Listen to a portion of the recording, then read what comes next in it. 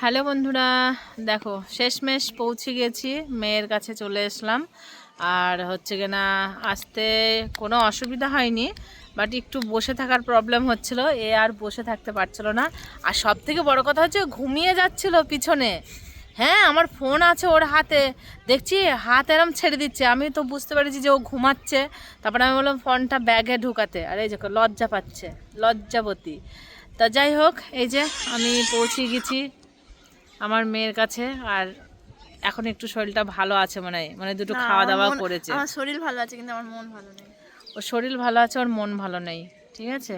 মন ভালো নেই, আর বেশি দিনের জন্য তো না। 3 মাস। আর 3 মাস আছে, 3 মাস পর বাড়ি চলে যাবে একেবারে, মানে স্কুল জীবন শেষ, তাই তো। আচ্ছা, পড়াশোনা কেমন চলছে? ভালো।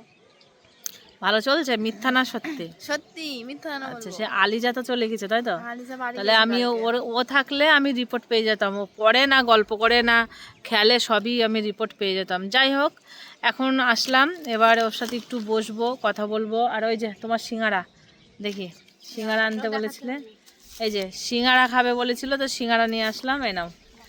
আর এখন একটু কথাবার্তা বলার পরে আবার ওকে নিয়ে যাব একটু বাজারে, দমকলে।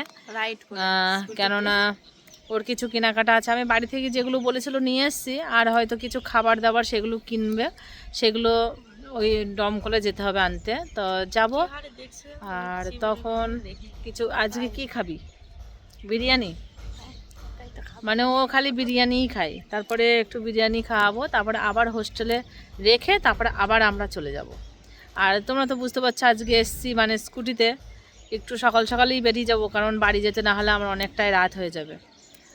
আর সাথে থেকো, সঙ্গে থাকো, পরপর ভিডিও আসছে। আর তোমরা সবাই 2 মাস পর আসবে, 2 মাস পর আসবো ভিডিও।